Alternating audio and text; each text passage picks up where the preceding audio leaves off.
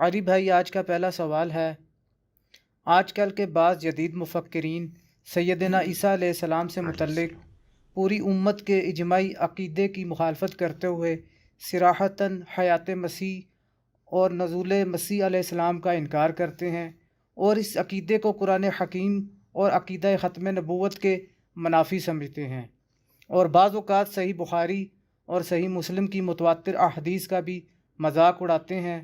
اور معذرت کے ساتھ ایسے لوگوں میں آپ کے بزرگ جاوید احمد غامدی صاحب بھی شامل ہیں۔ پلیز اس حوالے سے ہماری رہنمائی فرما دیجئے، جزاک اللہ خیرہ۔ جزاک اللہ خیرہ۔ ہم تو جی بزرگوں کے گستاخ مشہور ہیں۔ دیکھیں جی، ایک بات آپ ضروری سمجھ لیں، جو میں اکثر اوقات کئی ایک ویڈیوز میں ریپیٹ کر چکا ہوں، کہ میرا تعلق کسی کے ساتھ جو استاد اور شاگرد کے رشتے میں ہو، خواہ وہ میرے ٹیچرز میں ہو خواہ میرے سٹوڈنٹس میں، کسی کی کوئی بھی بات جو کتاب و سنت کے خلاف ہے، ہم اسے آن کرنے کے لیے تیار نہیں ہیں۔ اور اس سے بھی بڑھ کے میری بھی کوئی بات کتاب و سنت کے خلاف ہو، اجماع امت کے خلاف ہو، آپ اسے ریجیکٹ کر دیں اور مجھ سے ناراض ہونے کی بجائے میری اصلاح کی کوشش کریں۔ انشاءاللہ تعالی اگر بعد میں وزن ہوگا تو ہم انشاءاللہ ضرور ایکسیپٹ کریں گے انشاءاللہ تعالی۔ جہاں تک جاوید احمد غامدی صاحب حفظہ اللہ تعالی کا تعلق ہے، تو ہم ان کی علمی خدمات کی قدر کرتے ہیں، لیکن ساتھ ہی ساتھ جن چند مسائل کے اندر انہوں نے پوری امت سے ہٹ کے کوئی عقیدہ اڈاپٹ کیا ہے، تو اس میں ہم ان سے علمی اختلاف رکھتے ہیں۔ انہی بڑے اختلافات میں سے ایک یہ حیات مسیح علیہ السلام اور نزول مسیح علیہ السلام کا عقیدہ ہے۔ غامدی صاحب کے عقائد اور نظریات سے متعلق آلموسٹ 20 کوسچنز میں نے آپ کو پتہ ہے ایک مجلس ریکارڈ کروائی تھی اسپیشل۔ آپ یوٹیوب کے اوپر جا کے لکھیں جاوید احمد غامدی صاحب کے عقائد اور نظریات اور ساتھ میرا نام لکھ دیں انجینئر محمد علی مرزا، تو وہ ویڈیو کھل کے سامنے آ جائے گی۔ وہ مجلس نمبر 96 تھی۔ اس کی تمہید میں بھی میں نے عرض کیا تھا کہ پہلے اصول اور مبادی آپ نے طے کرنے ہیں کہ اسلام کی بنیاد صرف قرآن حکیم کے اوپر نہیں ہے، بلکہ قرآن کے ساتھ سنت پر بھی ہے۔ یعنی دو سورس آف نالج ہیں، کتاب اللہ اور سنت۔ کسی ایک کو بھی آپ مس کر دیں گے تو پھر آپ پورے کا پورا دین جو ہے وہ مکمل طور پہ حاصل نہیں کر سکتے۔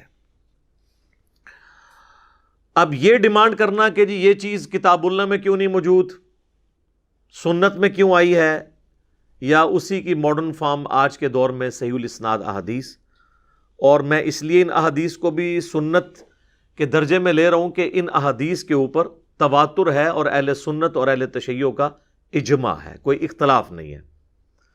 تو یہ بالکل ڈیمانڈ غلط ہے کہ صرف قرآن کے اندر بات ہو۔ اگر آپ یہ اصول طے کریں گے تو دین کا آلموسٹ 80% سے زیادہ حصہ سنت سے ٹرانسفر ہوا ہے، جس کا قرآن میں اس طریقے سے ذکر موجود نہیں ہے، جس میں ٹاپ آف دا لسٹ نماز، جس کی تاکید کم و بیش 100 دفعہ تو قرآن حکیم کے اندر مختلف انداز میں آئی ہے، لیکن قرآن حکیم میں نماز کا طریقہ رپورٹ نہیں ہوا۔ اب نماز کا طریقہ جب رپورٹ نہیں ہوا، اب کوئی شخص یہ اعتراض کرنا شروع کر دے جی کہ نماز کا طریقہ کیوں نہیں رپورٹ ہوا، اتنی امپورٹنٹ چیز تھی، اس قسم کے اعتراضات کرنا شروع کر دے تو وہ قرآن کا مذاق ہی اڑائے گا، نعوذ باللہ من ذالک۔ تو جب نماز جو کہ ایک بنیادی فرض ہے وہ رپورٹ نہیں ہوا، تو اس سے چھوٹی چیزیں جو عقائد اور نظریات سے تعلق رکھتی ہیں وہ اگر رپورٹ نہیں ہوئی ہیں تو اس میں کوئی اس عقیدے کا قصور نہیں ہے، یہ اللہ کی مرضی ہے۔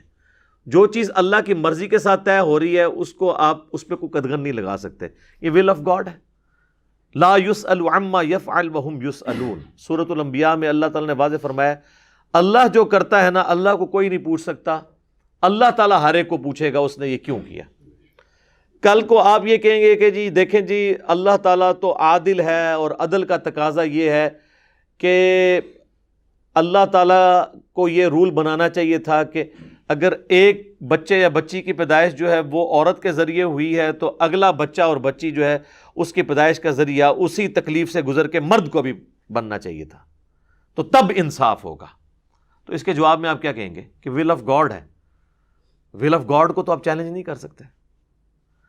اب یہاں پر بھی کتاب و سنت دو پیرلل میں سورس ہیں، دونوں انڈیپینڈنٹ سورس ہیں۔ جو شخص بھی کسی ایک سورس کا انکار کرے گا پھر ہم اس سے حیات مسیح علیہ السلام کا عقیدہ ڈسکس نہیں کریں گے، بلکہ حجیت سنت اور حدیث ڈسکس کریں گے۔ اور سنت اتنی اہم ہے کہ یہ قرآن کے دنیا میں نزول سے پہلے کی موجود ہے، اور قرآن اس سنت کو انڈورس کرتا ہے۔ سورۃ البقرہ میں اللہ تعالیٰ فرماتا ہے آیت نمبر 197 میں، الحج اشہر معلومات، حج کے مہینے سب کو معلوم ہے، اور قرآن حکیم نے حج کے مہینے بتائے نہیں ہیں۔ سب کو معلوم ہے، وہ شروع سے چلتے آ رہے تھے، 3 مہینے ہیں، شوال کا، ذیقعدہ کا اور ذوالحجہ کا، یعنی وہ فائنل ایکٹیویٹی تو ذوالحجہ میں پرفارم ہوتی تھی، لیکن باقی 2 مہینے میں لوگ دور دراز سے سفر کا آغاز کر دیتے تھے۔ تو اللہ تعالیٰ میں حج کے مہینے سب کو معلوم ہے، بتائے نہیں نام، وہ سنت میں چل رہے تھے، سنت کو انڈورس کر دیا۔ تو یہ اس چیز کا واضح ثبوت ہے کہ سنت کو، سنت ابراہیمی کو اللہ تعالیٰ قرآن حکیم میں انڈورس کرتا ہے، اور جو تفصیلات سنت کے اندر آئی ہیں اس کو قرآن میں بیان کرنے کی ضرورت ہی نہیں ہے۔ ہاں اللہ کی مرضی ہو تو الگ بات ہے، ضرور کر دے، لیکن ہمارے لیے تو چاہے قرآن میں کوئی بات آ جائے یا سنت کے اندر آ جائے، وہ دونوں ایک ہی ویٹیج کی چیزیں ہیں، ان کو آپس میں کمپیئر نہیں کروانا چاہیے۔ پھر قرآن حکیم میں جتنی بھی آیات اطاعت رسول صلی اللہ علیہ وآلہ وسلم پر ہیں، وہ سب کی سب ہمیں سنت کی طرف رہنمائی کرتی ہیں۔ سورۃ النساء کی آیت نمبر 80 ہے، من یطع الرسول فقد اطاع اللہ، جس نے رسول اللہ کی اطاعت کی گویا کہ اس نے اللہ کی اطاعت کی۔ تو اب رسول اللہ کی اطاعت صلی اللہ علیہ وآلہ وسلم، اس کا سورس ہمارے پاس سنت ہے۔ قل ان کنتم تحبون اللہ فاتبعونی یحببکم اللہ، اے نبی تم فرما دو کہ اگر تم اللہ سے محبت کا دعویٰ کرتے ہو تو پھر ان سے فرماؤ کہ میری اتباع کرو، یعنی رسول اللہ کی اتباع صلی اللہ علیہ وآلہ وسلم یہ جسٹیفائی کرے گی کہ آپ واقعی اللہ تعالیٰ کے ساتھ محبت میں سچے ہیں اور پکے ہیں۔ تو اس میں بھی سنت کی پیروی کا اشارہ موجود ہے۔ اب رہ گیا یہ مسئلہ کہ جی سنت اور حدیث الگ چیز ہے، نہیں، سنت ہی کا ریٹن ریکارڈ احادیث ہے۔ ہاں اگر آپ کہیں پہ اختلاف کرنا چاہتے ہیں تو آپ خبر واحد کے اوپر یا چند ایک احادیث پہ آپ علمی اختلاف کرنا چاہتے ہیں، وہ آپ کا حق ہے، لیکن جب احادیث متواتر ہوں گی اور امت کا اجماعی عقیدہ اور سنت اس کو سپورٹ کر رہی ہوگی، پھر حدیثیں کتابوں میں موجود نہ بھی ہوں تب بھی سنت کے ساتھ جو عقیدہ ٹرانسفر ہوا ہے اس کو ماننا، قرآن اور سنت کو ماننا، یہ دین کی بنیاد ہے۔ کسی ایک چیز کا انکار کرنا بھی آپ کے ایمان کو خطرے میں ڈال دے گا۔ یعنی میں محتاط الفاظ استعمال کر رہا ہوں، فتویٰ نہیں کسی کے اوپر لگا رہا، آپ کو خود اپنے اوپر غور کرنے کی ضرورت ہے کہ اس قسم کی ڈیمانڈز لوگوں کے سامنے نہ رکھی جائیں۔ اب یہ جو حیات مسیح اور نزول مسیح علیہ السلام کا عقیدہ ہے، یہ جو مسلمانوں کے ہاں رائج ہے، یہ بالکل فٹ ان بیٹھتا ہے کتاب و سنت کی تعلیمات کے اندر، اور اس میں بھی اسپیسیفکلی قرآن حکیم کے اندر جتنی آیات اس کو سپورٹیو ہیں وہ وہی عقیدہ ہے جو احادیث سے ڈیڈکٹ ہوتا ہے، اور آپ کو احادیث کے الفاظ کی سپورٹ کے پیچھے قرآن کھڑا ہوا نظر آئے گا۔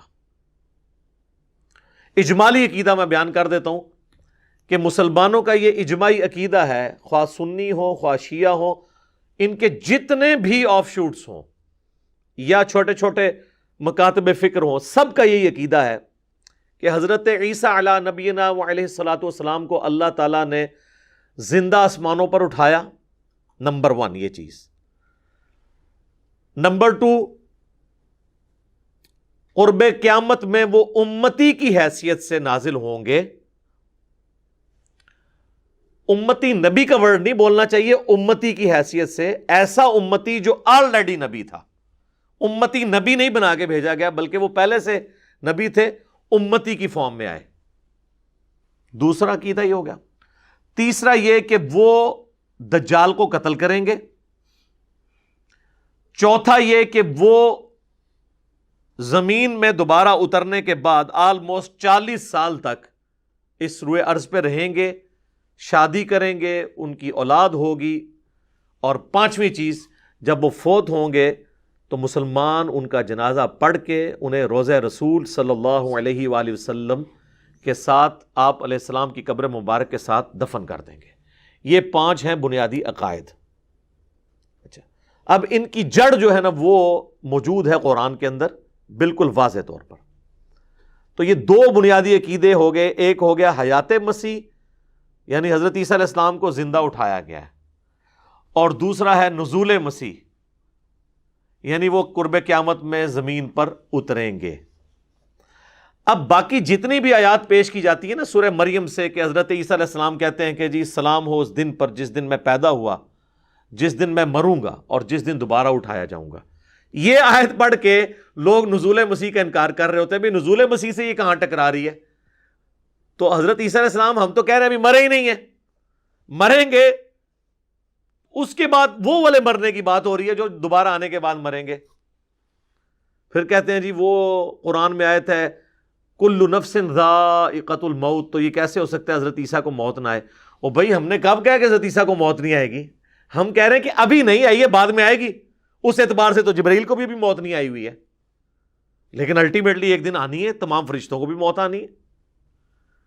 اچھا، اسی طریقے سے وہ کہتے ہیں جی دیکھیں سورۃ المائدہ کے آخری رکوع میں حضرت عیسیٰ اور اللہ کی گفتگو نقل ہوئی ہے، تو اللہ تعالیٰ سے جب وہ ڈسکشن کرتے ہیں، اللہ تعالیٰ ان سے پوچھتا ہے کہ کیا تو نے لوگوں سے کہا تھا کہ لوگ تجھے اور تیری ماں کو الہ مان لیں اللہ کے مقابلے پر؟ تو وہ اپنا ایکسکیوز رکھتے ہیں کہ مجھے کب شایع تھا کہ میں ایسی بات کرتا، جب تک میں ان میں موجود رہا میں ان پر گواہ تھا، اور جب تو نے مجھے اٹھا لیا پھر تو ہی ان پر گواہ تھا۔ وہ کہتے ہیں دیکھیں جی یہاں پر وہ کہہ رہے ہیں کہ جی جب تو نے مجھے اٹھا لیا تو ان پر گواہ تھا، اب یہ تیرے بندے ہیں، چاہے انہیں بخش دے چاہے انہیں عذاب دے۔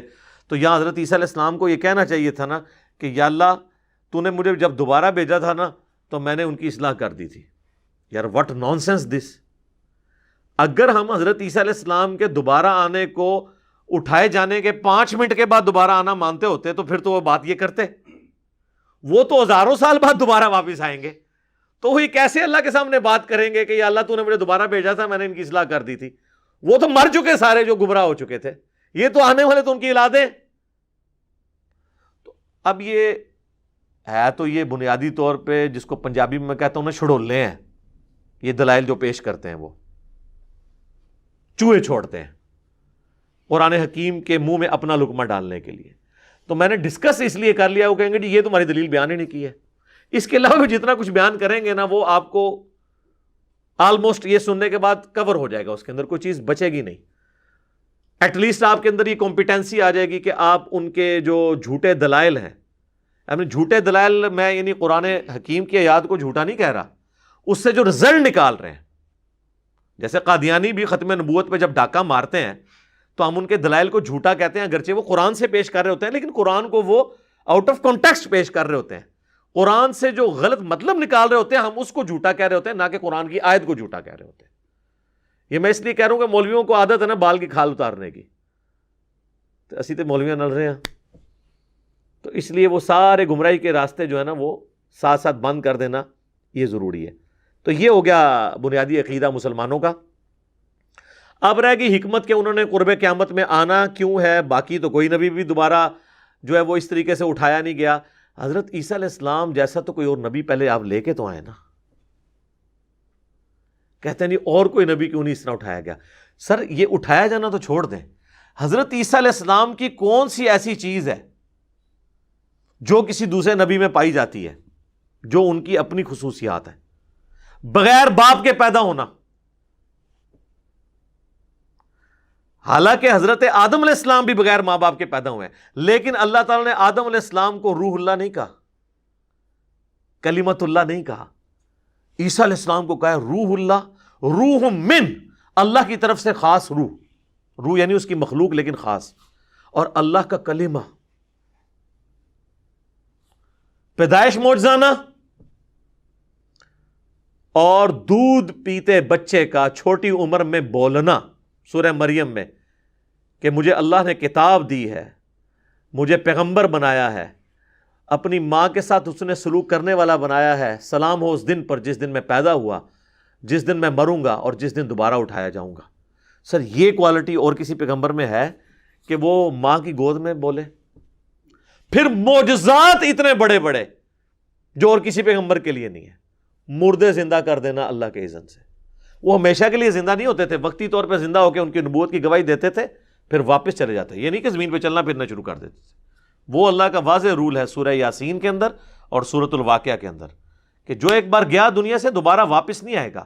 وہ حضرت عیسیٰ علیہ السلام صرف ان کو اللہ کے اذن سے زندہ کرتے تھے، ان کی نبوت کی گواہی دیتے تھے، پھر دوبارہ اسی طریقے سے لیٹ جاتے تھے، دوبارہ نہیں دنیا میں آ سکتے۔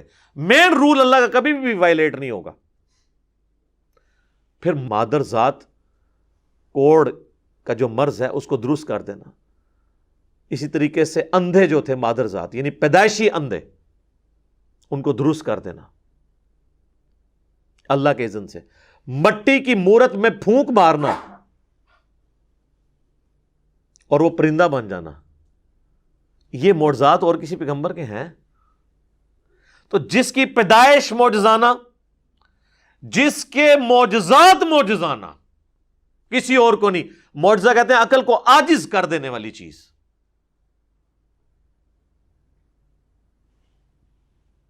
تو اس کو اٹھایا جانا بھی ایک معجزہ ہے اور اس کا دنیا میں دوبارہ آنا بھی معجزہ ہے۔ اور اللہ تعالیٰ نے حضرت مریم کو کہا تھا کہ ہم اس تیرے بیٹے کو تمام جہان والوں کے لیے نشانی بنائیں گے۔ تو سر وہ پھر اللہ نے نشانی بنائی ہے نا، ہر چیز ان کی ایکسٹرا آرڈنری رکھی ہے۔ اس لیے یہ ڈیمانڈ کرنا کہ عیسیٰ علیہ السلام کی اور کوئی مثال نہیں، سر عیسیٰ علیہ السلام کی ہم اور مثال کہاں سے لے کے آئیں؟ ان کی مثال تو آدم علیہ السلام بھی نہیں ہے اس اعتبار سے، ایک اعتبار سے تو ہیں کہ آدم کا ماں باپ نہیں تھے، ان کا باپ نہیں تھا، لیکن باقی کوالٹیز کو دیکھا جائے تو کوئی بھی ان کی مثال کا اور شخص ہے نہیں ہے۔ تو اس لیے یہ ڈیمانڈ کرنا بالکل غلط ہے۔ اب آئیں گے دنیا میں کیوں؟ وہ یہودیوں پہ عذاب کی آخری قسط آنی ہے، چونکہ انہوں نے انبیاء کا ہمیشہ انکار کیا ہے۔ یہ ٹروتھ ہے جو اصل اس کے اندر پوشیدہ ہے۔ عیسیٰ علیہ السلام کے اٹھائے جانے کے بعد بھی کئی دفعہ یہودیوں پہ وقتاً فوقتاً عذاب آیا ہے، اس وجہ سے کہ انہوں نے وہ روش چھوڑی نہیں تھی۔ ویسے تو مینلی عذاب کے حقدار تو وہ تھے جو عیسیٰ علیہ السلام پر ظلم کر رہے تھے، لیکن ان کی نسلوں نے بھی یہ سب کچھ نہیں چھوڑا، تو اللہ تعالیٰ نے ان کی نسلوں پہ بھی 70 عیسوی کے اندر ٹائٹس نے حملہ کر کے یروشلم تباہ کر دیا۔ نبی علیہ السلام کی پیدائش سے ایگزیکٹلی 500 سال پہلے صرف ایک دیوار بچی، وہ دیوار گریا جسے کہتے ہیں ویلنگ وال، جس کے آگے وہ یہودی یوں یوں کر کے تورات پڑھ رہے ہوتے ہیں، وہ ہیکل سلمانی کی ایک دیوار سلامت ہے۔ پھر اس وقت سے وہ یہودی نکلے ہوئے ہیں، اب جا کے 1917 میں دوبارہ آباد ہونا شروع ہوئے ہیں یروشلم کے اندر، ورنہ انہوں نے بڑا مشکل پیریڈ دیکھا ہے۔ یہ الگ سے ایک ہسٹری ہے۔ تو وہ ان کے اوپر عذاب کا کوڑا آیا ہے۔ پھر ہماری یہ آپ دیکھیں 20ویں صدی کے اندر کتنا بڑا عذاب کا کوڑا ان پر نازل ہوا ہٹلر کی فارم میں۔ ہٹلر نے جو کچھ کیا وہ ظلم ہے، یہ ذہن میں رکھیے گا۔ اگر کوئی شخص کسی پر ناحق زیادتی کرتا ہے نا، وہ ناحق زیادتی کرنے والا تو مجرم ہوتا ہے۔ ظاہر ہے اللہ تعالیٰ نے تو بنی اسرائیل، سورہ بنی اسرائیل کے آغاز میں فرمایا نا کہ جب بنی اسرائیل نے حق کا راستہ چھوڑا تو اللہ کی طرف سے عذاب ان پر آیا، اور اللہ نے کہا ہم نے اپنے سخت لڑائی لڑنے والے بندے ان پہ مسلط کیے، حالانکہ وہ کافر تھے۔ تو اللہ تعالیٰ کافروں کے ذریعے عذاب دیتا ہے، اس کا یہ مطلب نہیں کہ کافر اللہ کے محبوب ہو جاتے ہیں۔ یا ہماری امت پہ تاتاریوں کے ذریعے جو عذاب کا کوڑا برسا، تو یہ نہیں کہ تاتاری کو اللہ کے محبوب تھے، نہیں، اللہ تعالیٰ ایک سے دوسرے کو مٹاتا ہے، یہ اللہ کی سنت ہے۔ تو اس چیز کو ذرا ذہن میں رکھنے کی ضرورت ہے۔ تو یہ یعنی ڈیمانڈ کرنا کہ جی آپ کوئی مثال لے کے آئیں اور دوبارہ ضرورت کیا ہے، تو میں نے وہ بھی بتا دیا کہ وہ آخری عذاب کی قسط یہودیوں پر آنی ہے، اور ان کا سربراہ جو دجال ہے وہ قتل ہوگا۔ حتیٰ کہ بخاری اور مسلم میں حدیث ہے کہ نبی علیہ السلام نے فرمایا کہ اگر کسی پتھر کے پیچھے بھی یہودی چھپا ہوگا نا، تو وہ پتھر بھی پکار کے کہے گا ایھا المسلم، ایک حدیث میں الفاظ ہیں یا مسلم، اے مسلم میرے پیچھے یہودی ہے، اسے قتل کرتا ہے۔ یعنی میدان جنگ کی بات ہو رہی ہے، یہ نہیں ہے کہ ہم نے اب یہودی قتل کر دینا جو بھی نظر آئے، میدان جنگ میں۔ اور بخاری مسلم کے الفاظ ہیں اس حدیث میں کہ ایک درخت ہے غرقد، وہ ان کو پناہ دے گا، وہ یہودیوں کا درخت ہے جس کی انہوں نے بہت بڑے پیمانے پہ اسرائیل میں کاشت کی گئی ہے، وہ ان کو پناہ دے گا۔ بہرحال اللہ کا عذاب کا ٹکڑا آخری جو قسط ہے وہ آنی ہے جب انہوں نے دجال کو اپنا پیشوا ماننا ہے. اور اسی لیے ہم دیکھیں مسیح دجال، اس کے لیے بھی احادیث میں آیا ہے. مسیح دجال یعنی دجل کہتے ہیں جھوٹ اور فریب کو، جھوٹا مسیح. یہ ہے عیسیٰ مسیح، یہ سچے مسیح ہیں. یسوع مسیح جن کا ہم ماننے والے ہیں مسلمان یا کرسچنز بھی، وہ ہے جھوٹا مسیح. اسے کہتے ہیں مسیح دجال، جھوٹا مسیح. اور تورات میں موجود ہے ایک مسیح نے آنا ہے، وہ آ کے ان کو دعوت و تبلیغ کر کے چلا گیا، یہودیوں نے ان کا انکار کیا. اب جب دجال آئے گا اس کو اپنا مسیح مان لیں گے، حالانکہ وہ مسیح آ کے جا چکے ہیں، حضرت عیسیٰ علیہ السلام. اب جب دوبارہ آئیں گے تو وہ ان کی مخالفت میں کھڑے ہوں گے، جس طرح ان کے آباء و اجداد ان کی زندگی میں، دنیاوی زندگی میں جو پہلے والی تھی، ان کے مخالفت میں کھڑے ہوئے تھے. یہ ایٹیچیوڈ ان کا یعنی آخری وقت تک رہے گا. تو یہ اللہ تبارک و تعالیٰ نے ایک معجزانہ معاملہ حضرت عیسیٰ علیہ نبینا علیہ الصلوۃ والسلام کے ساتھ رکھا ہے، اور اس امت کے اندر اللہ تعالیٰ ان کے ذریعے دجال کو قتل فرمائے گا. وہ احادیث میں اینڈ کے اوپر ڈسکس کروں گا. بنیادی طور پر میں نے ایک سکیچ آپ کے سامنے رکھ دیا ہے. اب میں قرآن حکیم کی وہ آیات ڈسکس کروں گا تاکہ آپ کو یہ چیز کلیئر ہو جائے کہ جو حیات مسیح کا عقیدہ ہے وہ بھی قرآن میں موجود ہے، نزول مسیح کا عقیدہ بھی قرآن میں موجود ہے، اور ان کا قرب قیامت میں آنا اور حضرت عیسیٰ کا قیامت کی خبر ہونا یہ بھی قرآن کے اندر موجود ہے. اور یہاں پہ میں ذرا قادیانیوں کے حوالے سے بھی بتا دوں، قادیانیوں نے یہ جو ہنگامہ کھڑا کیا نا عیسیٰ علیہ السلام کی موت کا، تو قادیانیوں اور جاوید احمد غامدی صاحب کے عقیدے میں ایک بنیادی فرق ہے.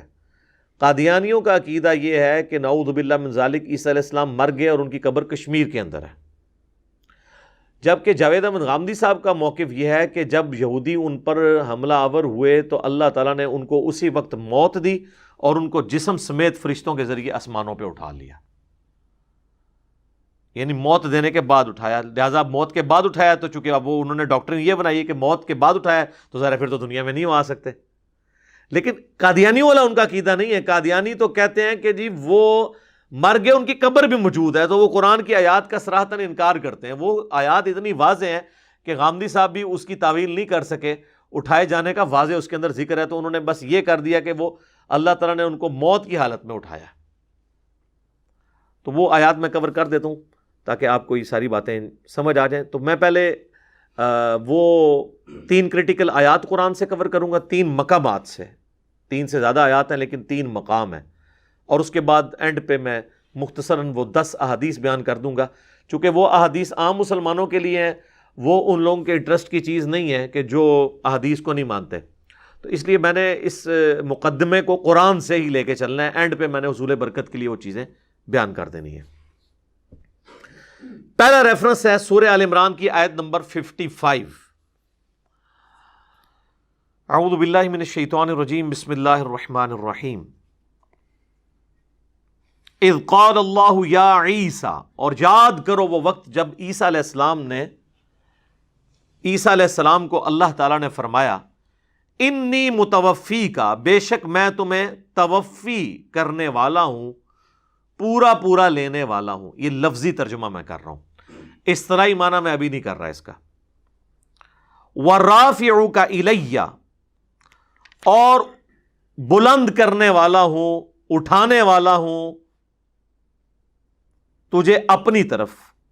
وَمُطَهِّرُكَ مِنَ الَّذِينَ كَفَرُوا، اور میں تجھے پاک کرنے والا ہوں ان لوگوں کے شر سے جو تیرا انکار کرنے والے ہیں. یہ آیت آگے بھی چلتی ہے لیکن آج ٹاپک صرف اتنا پورشن ہے. تو اب یہ دیکھیں اس میں جو لفظ استعمال ہوا ہے نا متوفی کا، اس کی وجہ سے ہنگامہ کھڑا کیا جاتا ہے جی کہ متوفی جو ہے نا یہ لفظ استعمال کیا جاتا ہے موت کے لیے، حالانکہ موت کے لیے بھی استعمال ہوتا ہے. یہ لفظ جنرل ہے. یہ جو توفا ہے نا قرآن حکیم میں، یہ ایک آیت کے اندر 2 توفا بیان ہوئے ہیں، اور وہ ہے سورہ الزمر کی آیت نمبر ہے 42، 39 نمبر سورت ہے، اس کی آیت نمبر 42. اللہ یتوفی الانفس حین موتها، اللہ ہی ہے جو توفی کر دیتا ہے جان کی موت کے وقت، یعنی پورا پورا لے لیتا ہے. واللتی لم تمت فی منامها، اور جس کو موت کے وقت نہیں لیتا تو نیند کی حالت میں لے لیتا ہے. فَيُمْسِكُ الَّتِي قَضَىٰ عَلَيْهَا الْمَوْتِ، تو جس کی موت مقرر کرنی ہوتی ہے نا، اس کا نفس، اس کی روح اپنے پاس روک لیتا ہے. وَيُرْسِلُ الْأُخْرَىٰ إِلَىٰ أَجَلٍ مُّسَمًّى، اور جس کی زندگی ابھی باقی ہوتی ہے نا، تو اس کی روح اللہ تعالیٰ واپس بھیج دیتا ہے ایک مقررہ مدت تک کے لیے. إِنَّ فِي ذَلِكَ لَآيَاتٍ لِقَوْمٍ يَتَفَكَّرُونَ، اس میں نشانی ہے ان لوگوں کے لیے جو تفکر کرنے والے ہیں. نشانیاں ہیں اس اللہ کے معجزے کے اندر کہ اللہ تعالیٰ موت طاری کر دیتا ہے نیند کی حالت میں بھی، لیکن یہ وہ والی موت نہیں ہوتی ہے جو ہمیشہ کے لیے ہو. روح اور جسم کا تعلق رہتا ہے، اگرچہ اللہ تعالیٰ روح نکال لیتا ہے. اسی لیے تو آپ کسی کو چٹکی کاٹیں یا کوئی پن چبوئیں تو وہ واپس آ جاتا ہے. تو اللہ تعالیٰ ہمارا جس کو ہم نے زندہ رکھنا ہوتا ہے وہ واپس بھیج دیتے ہیں، ادروائز اپنے پاس روک کے رکھتے ہیں. تو یہاں پہ توفع دو چیزوں کے لیے آیا، نیند کے لیے اور الٹیمیٹ موت کے لیے. بخاری و مسلم دونوں میں حدیث ہے نا کہ نبی علیہ السلام جب سو کر اٹھتے تھے تو دعا مانگتے تھے، الحمدللہ الذی احیانا بعدما اماتنا والیہ النشور. تمام تعریفیں اس اللہ کے لیے ہیں جس نے موت کے بعد ہمیں دوبارہ سے زندگی دی اور ہم نے لوٹ کر اسی کی طرف جانا ہے. اور صحیح بخاری میں سوتے وقت کی دعا کیا ہے؟ اللہم باسمک اموت و احیا، یہ بھی لفظ درست ہے، اور اللہم باسمک اموت و احیا یہ بھی درست ہے. اے اللہ میں تیرے نام پر جیتا اور مرتا ہوں. یعنی یہ موت ہے نا، موت کی بہن ہے نا نیند، تو نیند بھی ایک توفع ہے. تو بیسیکلی دو توفع تو ہو گئے مینلی. ایک ہو گیا موت جس میں روح واپس ہی نہیں آتی، اور ایک ہو گئی نیند جس میں اٹھتے وقت دوبارہ سے روح واپس آ جاتی ہے. اور تیسرا توفع جو عیسیٰ علیہ السلام کے کیس میں ہوا وہ ایسا کمپلیٹ توفع ہے کہ جسم سمیت اٹھا لیا اللہ تعالیٰ نے. اس کی اور کوئی مثال موجود نہیں ہے. اس کی مثال قرآن میں وہ کہنا جی توفع کی کوئی اور مثال دیں، جب عیسیٰ علیہ السلام خود ہی یونیک ہیں، ان کی مثال کہاں سے دی جائے؟ میں اب آپ کو اور کس نبی کی مثال لا کے دوں عیسیٰ علیہ السلام کے مقابلے پر جو شیر خارگی میں بولا ہو؟ تو وہ عیسیٰ علیہ السلام کی یونیک ایک پرسنالٹی ہے. کوئی اور پیغمبر جو کلمت اللہ اور روح اللہ ہو؟ کوئی نہیں ہے. جو اللہ کے اذن سے مردوں کو زندہ کر دیتا ہو؟ کوئی نہیں ہے. لہذا یہ ڈیمانڈ کرنا جی اور بھی کوئی توفع کی مثال لائیں تو نہیں. اب آج وہ جو میں نے لفظ بولا تھا نا کہ اس کے اندر آیا، اس کا میں نے جو لفظی ترجمہ کیا تھا، اذ قال اللہ یا عیسیٰ انی متوفیک، یاد کرو وہ وقت جب اللہ تعالیٰ نے فرمایا کہ اے عیسیٰ انی متوفیک، بے شک میں تجھے توفی کروں گا، ورافعک الی، اور میں تجھے اٹھا لوں گا اپنی طرف. تو یہ اٹھانا یہ چیز شو کر رہا ہے کہ وہ توفی کوئی ایکسٹرا آرڈنری توفی ہوئی ہے، وہ موت والی توفی نہیں ہے. یہ توفی ایسی توفی ہے جو ایکسٹرا آرڈنری ہے. اور یہ ہم اس کو ماننے کے لیے اس لیے تیار ہو رہے ہیں کہ اس کی ڈیٹیلز پھر سورہ نساء کے اندر آئی ہیں جو دوسرا ریفرنس ہے. سورہ نساء کی آیت نمبر ہے 157 سے 159. یہودیوں کے جرائم کی لسٹ اللہ نے گنوائی ہے، اس میں سے ایک جرم یہ، وَقَوْلِهِمْ إِنَّا قَتَلْنَا الْمَسِيحَ عِيسَى ابْنَ مَرْيَمَ رَسُولَ اللَّهِ، اور ان کا یہ قول کہ انہوں نے قتل کر دیا عیسیٰ ابن مریم کو جو اللہ کے رسول تھے. یعنی رسول تو اللہ کی حفاظت میں ہوتے ہیں، انبیاء ضرور قتل ہوئے ہیں. رسولوں کے بارے میں اللہ کا قاعدہ ہے کتب اللہ لأغلبن انا ورسلی، یہ اللہ نے اپنی ڈیسٹنی میں، تقدیر میں طے کر دیا کہ میں اور میرے رسول غالب رہیں گے. تو رسول کبھی قتل نہیں ہوتا، انبیاء قتل ہوئے ہیں. اس لیے کہ رسول تو آگے یہ دھمکی لگاتا ہے کہ مجھے مانو، نہیں مانو گے تو بڑے دن کا عذاب آ پکڑے گا. اور بڑے دن کا عذاب آنے سے پہلے انبیاء کو ہی وہ اگر رسولوں کو ہی قتل کر دیں تو نعوذ باللہ پھر رسالت سٹیک پہ لگ جائے گی. تو جتنے رسول ہیں آپ دیکھیں اللہ نے ہمیشہ ان کو بچایا ہے. نوح علیہ السلام، لوط علیہ السلام، شعیب علیہ السلام، یہ سب رسول ہیں جنہوں نے دھمکی لگائی اللہ کے بہاف پہ. لیکن اس کے اگینسٹ حضرت زکریا علیہ السلام، حضرت یحییٰ علیہ السلام وہ صرف نبی تھے کسی اور رسول کے پیروکار تھے، نبی تھے، رسول بن کے نئی شریعت لے کر نہیں آئے تھے، اس لیے اللہ تبارک و تعالیٰ نے ان کی اس طرح ایکسٹراڈنری حفاظت نہیں فرمائی، ان کو شہادت کا درجہ ملا۔ ہمارے نبی علیہ السلام بھی رسول تھے، اللہ نے ان کی ایکسٹراڈنری حفاظت فرمائی اور غلبہ فرمایا۔ بہرحال آپ کی دعا قبول ہوئی، بخاری و مسلم دونوں میں حدیث ہے، اے اللہ میں تیری راہ میں، میری خواہش ہے کہ تیری راہ میں قتل کیا جاؤں، پھر زندہ کیا جاؤں، پھر قتل کیا جاؤں، پھر زندہ کیا جاؤں، پھر قتل کیا جاؤں۔ تو اللہ تعالیٰ نے آپ کی ایک خواہش پوری کر دی۔ وہ صحیح بخاری میں آتا ہے کہ غزوہ خیبر کے موقع پر جو آپ کو زہر دیا گیا تھا، 4 سال کے بعد وہ جو یہودیہ نے آپ کی دعوت کی تھی، تو وہ زہر کا اثر عود کر آیا اور آپ کو شہادت کی موت نصیب ہوئی، اور یہ آنرری طور پر ہے، ورنہ تو زہر کا اثر 4 سال بعد آنے کیا، اس وقت کتنے صحابہ اس زہر کی وجہ سے شہید ہو گئے تھے۔ سنن نبی داؤد میں پوری ڈیٹیل آتی ہے۔ پھر اس یہودیہ کو قتل بھی کروایا گیا تھا قصاص کے طور پر۔ نبی علیہ السلام کی اللہ تعالیٰ نے حفاظت فرمائی، بل وہ دعا قبول ہوئی، شہادت کا درجہ آپ کو اس حوالے سے مل گیا آنری طور پر۔ تو اللہ تعالیٰ ماتا یہ کہتے ہیں رسول اللہ کو قتل کر دیا، عیسیٰ ابن مریم کو، وما قتلوہ وما صلبوہ، نہ تو انہوں نے اسے قتل کیا اور نہ سولی چڑھایا، ولیکن شبہ لہم، بلکہ ان کے لیے معاملہ ایمبیگوس ہو گیا، مشتبہ ہو گیا۔ وَإِنَّ الَّذِينَ اخْتَلَفُوا فِيهِ لَفِي شَكٍّ مِّنْهُ، اور بے شک جو اس معاملے میں اختلاف کر رہے ہیں وہ شک میں مبتلا ہیں، مَا لَهُم بِهِ مِنْ عِلْم، ان کو اس کا کوئی علم نہیں ہے، إِلَّا اتِّبَاعَ الظَّنِّ، سوائے یہ کہ وہ ظن کی، اپنے گمان کی پیروی کر رہے ہیں۔ وَمَا قَتَلُوهُ يَقِينًا، اور یقیناً انہیں قتل نہیں کیا گیا۔ اب اتنے تاکید کے ساتھ بات ہو رہی ہے کہ نہ قتل کیا گیا، نہ سولی دیا گیا، بلکہ معاملہ مشتبہ ہو گیا۔ یہ بڑا آسان معاملہ تھا، اللہ تعالیٰ فرماتا کہ بلکہ وہ اپنی موت مرے اور جاؤ فلاں شہر میں ان کی قبر موجود ہے، جا کے دیکھ سکتے ہو، اتنی دنیا جا رہی زیارت کے لیے۔ تو جب معاملہ مشتبہ ہو گیا تو قبر اور مرنا تو ختم ہو گیا۔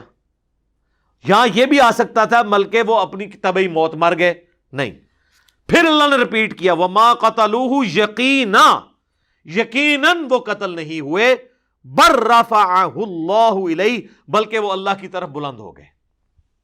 مجھے بتائیں قرآن میں اللہ تعالیٰ نے کبھی کسی کی موت ذکر کرتے وقت یہ ذکر کیا کہ وہ اللہ کی طرف بلند ہو گیا؟ ہمیشہ ہے کہ مر گیا، توفی ہو گیا۔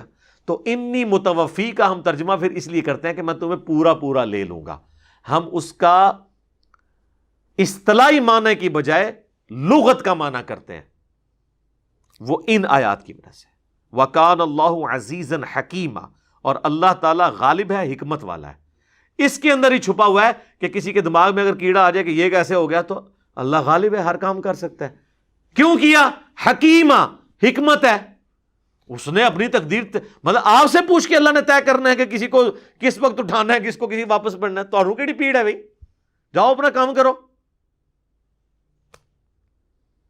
ابھی یہ بات ختم نہیں ہوئی۔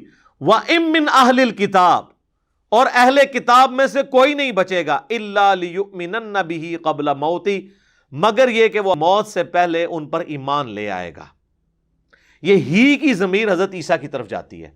بعض لوگوں نے کہا یہ ہی کی ضمیر نبی علیہ السلام کی طرف جاتی ہے کہ نبی علیہ السلام کی موت سے پہلے پہلے سارے اہل کتاب ایمان لے آئیں گے۔ تو سر کوئی نہیں لے کے آئے۔ وہ کہتے ہیں نہیں، وہ جب موت آنے لگتی ہے نا، اس وقت ان کو پتہ چل جاتا ہے کہ حضور سچے ہیں، تو اس وقت تو ایمان لانا فائدہ ہی نہیں دے گا۔ تو یہ بعد کے لیے ذکر ہے، کیونکہ اسی کانٹیکسٹ میں صحیح بخاری اور صحیح مسلم دونوں میں حدیث ہے۔ سیدنا ابو ہریرہ جب یہ حدیث بیان کرتے تھے نا کہ نبی علیہ السلام نے فرمایا کہ ان قریب عیسیٰ ابن مریم تم میں نازل ہوں گے، صلیب کو توڑ دیں گے، خنزیر کو قتل کر دیں گے، جزیہ موقوف کر دیں گے۔ جزیہ اس لیے موقوف ہو جائے گا کہ لوگ اسلام قبول کر لیں گے، کرسچنز بھی، اور مال کی ریل پیل ہوگی۔ اور اس میں الفاظ ہیں، پھر حضرت ابو ہریرہ کہتے تھے قرآن بھی پڑھ کے دیکھ لو، قرآن میں بھی اللہ تعالیٰ نے فرمایا ہے کہ کوئی بھی اہل کتاب میں سے نہیں بچے گا مگر یہ کہ ان کی موت سے پہلے ان پر ایمان لے آئے گا۔ یعنی جزیہ موقوف ہونے کی دلیل حضرت امام ابو ہریرہ، یعنی یہ کسی عام امام کا فتویٰ نہیں، امام ابو ہریرہ کہہ رہے ہیں، بخاری اور مسلم دونوں میں۔ تو وہ پھر یہ آیت پڑھتے تھے وَإِن مِّنْ أَهْلِ الْكِتَابِ إِلَّا لِيُؤْمِنَنَّ بِهِ قَبْلَ مَوْتِهِ۔ اب بعض لوگ کہتے ہیں یہ حضرت ابو ہریرہ کا اپنا فہم ہے، تو سر حضرت ابو ہریرہ کا فہم لینا ہے یا تم لوگوں کا لینا ہے فہم؟ ہم نے جو رسول اللہ کے ڈائریکٹ تربیت یافتہ ہیں ان کا فہم لینا ہے، تو یا کہو کہ وہ بد عقیدہ تھے، تو پھر تو ہم بھی ماننے کے لیے تیار ہیں کہ ہم بد عقیدہ ہیں۔ ہمیں ایسا عقیدہ مبارک ہو جو صحابہ اور اہل بیت کا عقیدہ ہے، اور تمہیں وہ عقیدہ مبارک ہو بلکہ نامبارک ہو جو تم نے خود گھڑا ہوا ہے۔ وَيَوْمَ الْقِيَامَةِ يَكُونُ عَلَيْهِمْ شَهِيدًا، اور قیامت کے دن عیسیٰ ابن مریم ان پر گواہ بن کر اٹھیں گے۔ تو یہ دو بڑے بڑے مقامات تھے سورہ آل عمران اور سورۃ النساء جو میں نے کور کیے، جو بالکل توفع کے معنی کو کلیئر کر دیتے ہیں۔ باقی یہ بات یعنی لاجیکلی مجھے سمجھ آتی ہے کہ یہ جو متوفی کا میں یقیناً عین ممکن ہے کہ ایسا ہو کہ وقتی طور پہ حضرت عیسیٰ علیہ السلام پہ اللہ نے غنودگی یا نیند طاری کی ہو، جیسا کہ سورہ انفال کے اندر آتا ہے نا کہ اللہ تعالیٰ نے صحابہ کرام پہ میدان بدر کے اندر نیند طاری کر دی تھی، حتیٰ کہ بخاری مسلم میں آتا ہے صحابہ کہتے ہیں ہماری تلواریں ہمارے ہاتھ سے چھوٹ جاتی تھی۔ نیند آنے سے بندہ ریلیکس ہو جاتا ہے۔ مجھے بتائیں میدان جنگ میں کسی کو نیند آتی ہے؟ جب آپ 300 نہتے ہوں اور سامنے 1000 تلواروں والے ہوں تو کس کو نیند آتی ہے؟ وہ نیند آنے کا ثبوت تھا کہ اللہ نے طاری کی کہ ریلیکس ہو جاؤ، میں تمہارے ساتھ ہوں۔ تو حضرت عیسیٰ علیہ السلام کو بھی توفی یہ والی ہوئی ہوگی کہ ان پہ نیند طاری کی، ورنہ ایک جو جاگتا ہوا بندہ ہے آپ اس کو اس طریقے سے 4 فرشتے ایک دم اٹھا کے لے جائیں تو وہ بھی آپ سمجھ سکتے ہیں کہ اچانک ایک انسان کیا رسپانس کرے گا۔ یہاں پہ آپ نے دیکھا نہیں تھا کہ 2014 کے دھرنوں میں جب ایک دفعہ سپیکر پھٹ گیا تو ڈاکٹر طاہر القادری صاحب بھی ایسے ہو گئے تھے۔ وہ کوئی بھی اللہ کا ولی ہو، کوئی بھی بزرگ ہو، کوئی صحابی ہو، اہل بیت میں سے ہو، وہ ظاہر انسان کو اللہ تعالیٰ نے یہ انسان ہی اپنی مرضی سے نہیں کر رہا ہوتا، یہ آٹومیٹکلی سگنل جنریٹ ہوتے ہیں، تو انسان فوراً آواز سن کے یوں کرتا ہے، یہ اللہ نے رکھا ہوا ہے۔ جیسے آپ کسی کے چہرے کی طرف کوئی چیز بڑھائیں تو اس کی آنکھیں فوراً بند ہوتی ہیں، اب وہ جان بوجھ کے نہیں، خود نہیں کر رہا ہوتا، وہ آٹومیٹکلی ہوتی ہیں، اللہ نے سگنل کا ایسا سسٹم رکھا ہوا ہے۔ تو عین ممکن ہے کہ حضرت عیسیٰ علیہ السلام پہ غنودگی طاری ہوئی، ان کو نیند کی حالت میں اللہ نے اوپر اٹھا لیا، پھر دوسرے آسمان پہ پہنچ کے ان کو بتایا ہو کہ حضرت اب آپ پہنچ گئے یہاں پہ، اب انتظار کریں۔ اور کیا انتظار ہے کہ 33 سال کی عمر میں اٹھائے گئے ہیں، ابھی تک ان کی عمر 33 سال پہ رکی ہوئی ہے۔ وہ میں حدیثیں بتاؤں گا، نبی علیہ السلام کی ملاقات بھی ہوئی شب معراج حضرت عیسیٰ علیہ السلام سے۔ تو یہ متوفی کا ہم نے یہ والا ترجمہ جو کیا وہ قرآن حکیم میں فٹ ان بیٹھتا ہے۔ اچھا، بعض حلقوں کی طرف سے صحیح بخاری سے حضرت ابن عباس کا ایک قول پیش کیا جاتا ہے جس کی کوئی سند نہیں ہے۔ صحیح بخاری میں انٹرنیشنل نمبر کے مطابق 4623 نمبر حدیث کے باب کی ہیڈنگ میں امام بخاری لے کے ہیں کہ ابن عباس کہتے تھے یہ متوفی کا جو مطلب ہے یہ ہے ممیتو کا، میں تجھے موت دوں گا اور اپنی طرف اٹھا لوں گا۔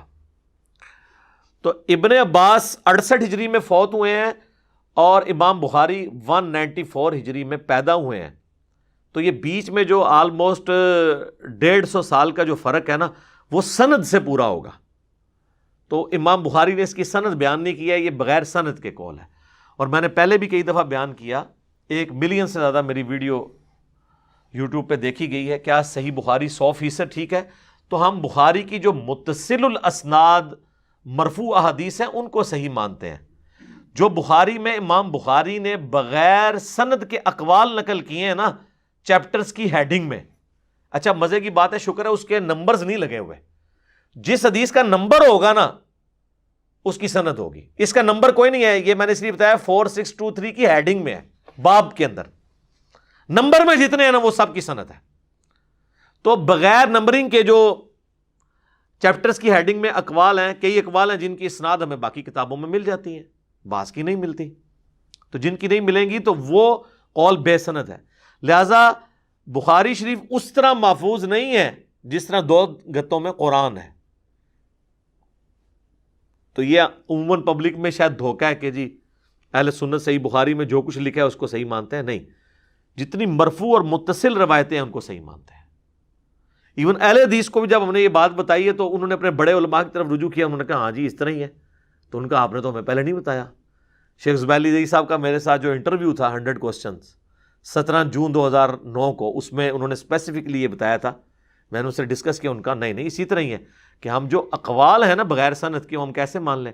اور یہ اس بات کا ثبوت ہے کہ بخاری اور مسلم کے حوالے دینے والے لوگ امام بخاری امام مسلم کے مقلد نہیں ہیں، ورنہ وہ کہتے ہیں جی بخاری لے آیا یہ ہمارے لیے کافی ہے.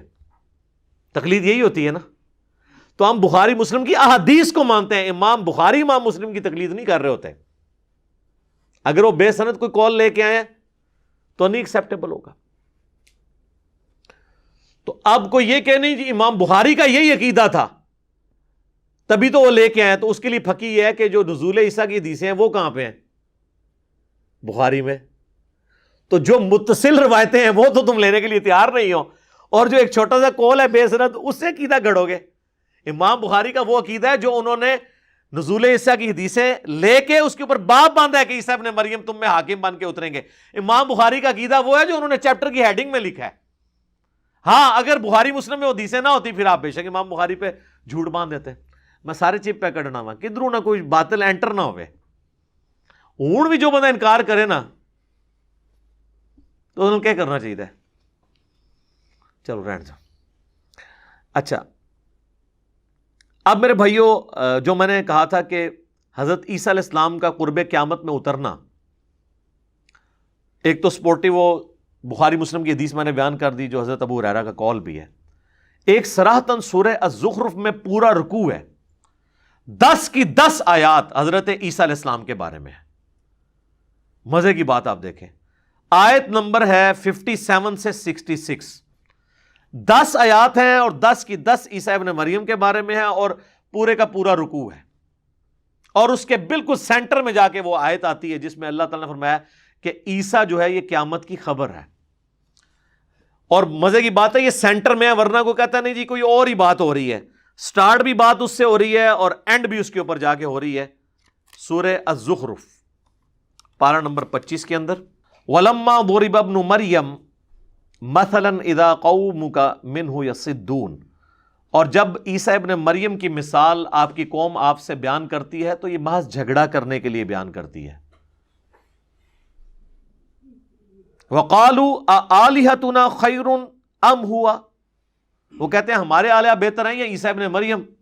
مَا ضَرَبُوهُ لَكَ إِلَّا جَدَلًا بَلْ هُمْ قَوْمٌ خَصِمُونَ، یہ تو نہیں مثال بیان کرتے مگر جھگڑے کے لیے، اور یہ ہے ہی جھگڑالو ہیں. اس کا کانٹیکسٹ ہے سورہ انبیاء کے اندر. سورہ انبیاء میں آیا تھا کہ جن ہستیوں کی اللہ کے سوا عبادت کر رہے ہیں نا، اور ہستیوں سے مراد وہ بتوں کی، ہم ان کو ان کے بتوں سمیت ان کے جھوٹے معبودوں سمیت دوزخ میں جھونکیں گے. اس آیت کی پلی لے کر مشرکین عرب کہتے تھے کہ اچھا اگر جھوٹے معبودوں کو آگ میں جھونکا جائے گا تو پھر عیسیٰ ابن مریم کو بھی آگ میں جلنا چاہیے، کیونکہ لاکھوں لوگ تو ان کو بھی معبود بنائے ہوئے ہیں. تو اللہ تعالیٰ نے فرمایا کہ یہ جھگڑا کر رہے ہیں، ان کو بھی پتا بھائی عیسیٰ ابن مریم نے کب کہا کہ میری عبادت کرو، تو عیسیٰ ابن مریم کو کیوں جھونکا جائے گا؟ ہاں ان کے نام پہ کوئی بت بنائے گئے، وہ بت ڈالے جائیں گے، عیسیٰ کو کیوں ڈالا جائے گا؟ تو اللہ تعالیٰ ہمارا نبی گھبرانے کی ضرورت نہیں ہے آپ سے خام خواہ جو ہے نا وہ چھیڑخانیاں کرتے ہیں. ان ہوا الا عبد انعمنا علیہ، وہ تو نہیں تھے مگر ہمارے خاص بندے جن پہ ہم نے انعام کیا تھا. وجعلناہ مثلا لبنی اسرائیل، اور ان کی شخصیت کو ہم نے ایک مثالی شخصیت بنایا تھا بنی اسرائیل کے لیے. وَلَوْ نَشَاءُ لَجَعَلْنَا مِنْكُمْ مَلَائِكَةً فِي الْأَرْضِ يَخْلُفُونَ وَإِنَّهُ لَعِلْمٌ لِلسَّاعَةِ. یہ آگے آ گیا جی. اللہ فرماتا ہے کہ قیامت کی خبر ہے عیسیٰ ابن مریم فَلَا تَمْتَرُنَّ بِهَا وَاتَّبِعُونَ، اور اس میں شک نہ کرنا اور میری پیروی کرو. هَذَا صِرَاطٌ مستقیم، یہ ہے سیدھا راستہ. یہ ہو کی ضمیر پیچھے حضرت عیسیٰ کی طرف جا رہی ہے، کیونکہ فرشتوں کا اگر ذکر آیا ہے تو وہ بھی جمع کے صیغے میں ہے. اور اس کے بعد آپ دیکھیں 2-3 آیتیں گزر کے پھر اللہ تبارک و تعالیٰ نے حضرت عیسیٰ علیہ السلام کا ذکر ہی دوبارہ سے کیا.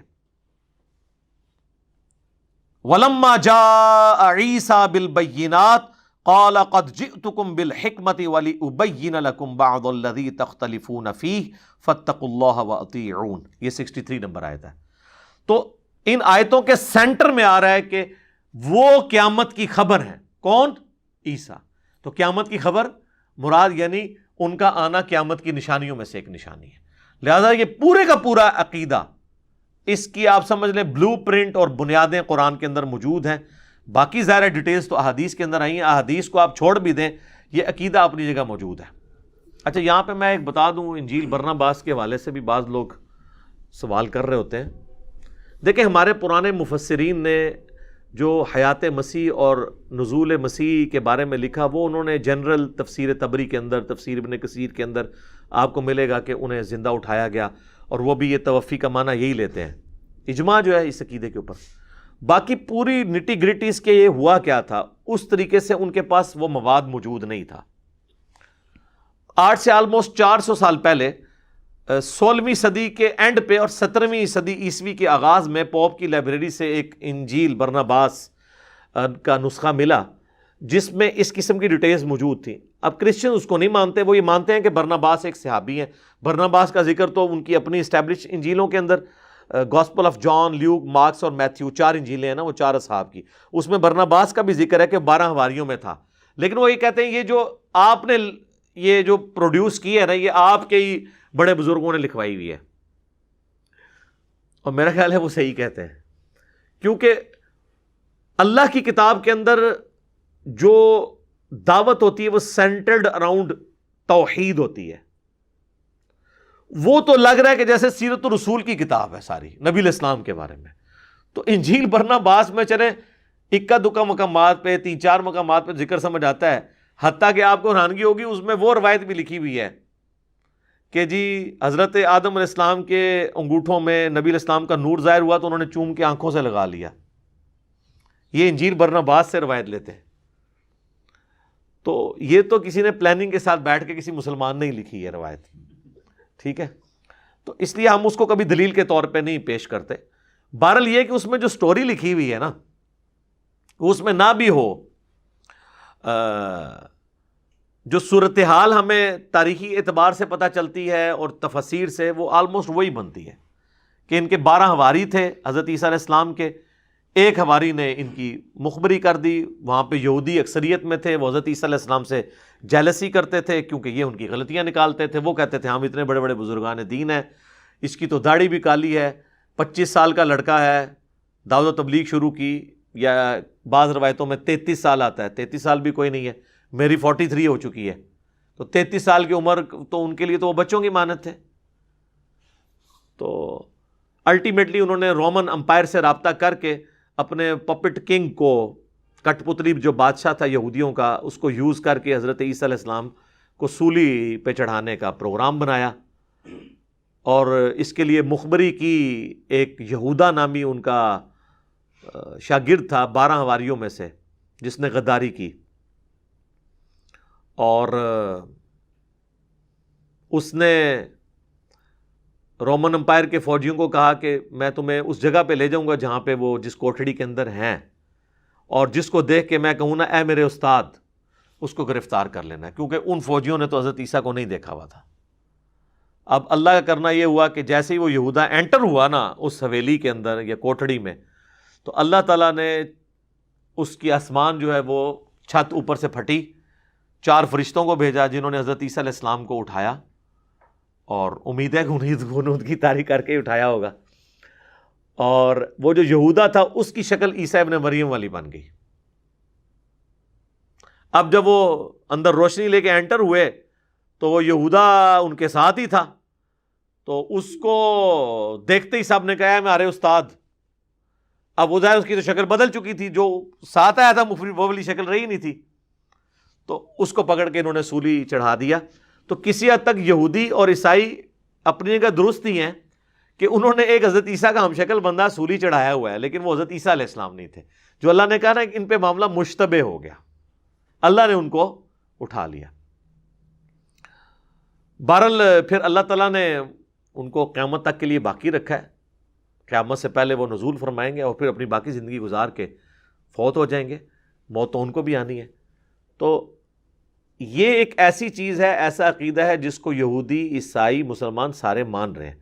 تو اہل کتاب جتنے بھی ہیں، چاہے وہ اولڈ ٹیسٹمنٹ کے ماننے والے یہودی ہوں، نیو ٹیسٹمنٹ کو ایڈ کر لیں بیچ میں، اس کو ماننے والے عیسائی ہوں یا اس فائنل ٹیسٹمنٹ قرآن کو ماننے والے مسلمان ہوں، ہم سب اہل کتاب ہیں نا، اللہ کی آئی ہوئی کتاب کو مانتے ہیں اور دین ابراہیمی کے پیروکار ہیں، سب کے سب عیسیٰ ابن مریم کے بارے میں یہ عقیدہ رکھتے ہیں کہ انہوں نے قرب قیامت میں دنیا میں واپس آنا ہے۔ صدیوں تک جی دشمنی رہی ہے یہودیوں کی اور عیسائیوں کی، اور وہ جینون دشمنی تھی۔ عیسیٰ علیہ السلام کو کیا درجہ دیتے ہیں نصارہ اور کرسچنز؟ اللہ کا بیٹا، اور بعض کہتے ہیں وہی اللہ ہے، اور دوسری طرف یہودی کہتے ہیں یہ نعوذ باللہ دجال ہے اور نعوذ باللہ آؤٹ آف ویڈ لاک پیدا ہوا ہے۔ ٹھیک ہے، یعنی میں انگلش میں لفظ استعمال کر رہا ہوں، آپ اس کا اردو میں خود ترجمہ کر لیجئے گا، ہم پہ فتویٰ نہ کوئی لگا دے، جو حضرت سیدہ مریم پہ انہوں نے الزام لگایا۔ اب ایک شخصیت جس کے بارے میں اتنی دو متضاد رائے پائی جاتی ہوں، دو گروہ کب ایک پلیٹ فارم پہ اکٹھے ہو سکتے ہیں؟ اس لیے ان کی صدیوں آپس میں لڑائیاں رہی ہیں۔ یہ آج جو آپ یہودیوں عیسائیوں کا اکٹھ دیکھ رہے ہیں نا، یہ پچھلے 100 سال کی پروگرس ہے، ورنہ 1917 سے پہلے ان کے برے حالات تھے۔ چونکہ ان میں پوپ جو ہے وہ شریعت ساز ہوتا ہے، تو پوپ نے آفیشلی ان کا گناہ معاف کر دیا ہے یہودیوں کا، کیونکہ وہ شریعت کو اپنے ہاتھ میں لے سکتا ہے۔ اور 1917 میں پھر یہ بالفور ڈکلیریشن ہوئی تھی، جس کے بعد یہودیوں کو آلموسٹ آپ سمجھ لیں یہ نکلے ہوئے ہیں 70 عیسوی سے، تو آپ سمجھ لیں آلموسٹ 1800 ساڑھے 1800 سال کے بعد ان کو دوبارہ یروشلم میں آبادی کی اجازت ملی، ورنہ کرسچن ان کو گزرنے بھی نہیں دیتے تھے وہاں، اور وہاں آپ کے اسلامی بھائیوں نے ان کو زمینیں بیچی اور اب رو رہے ہیں کہ جی انہوں نے یہاں پہ قبضہ کر لیا، تو بیچی تو آپ نے خود ہوئی ہے۔ اب انہوں نے زیادہ وہاں پہ رقبہ حاصل کر لیا۔ 1948 میں پھر اس کا رقبہ بڑھ گیا، پھر 1967 میں جب جنگ ہوئی ہے پوری عرب دنیا کو شکست ہوئی اسرائیل کے ہاتھوں، اور آج آپ دیکھ لیں اس کی بدماشی عروج کے اوپر ہے۔ تو ایک پوری تاریخ ہے۔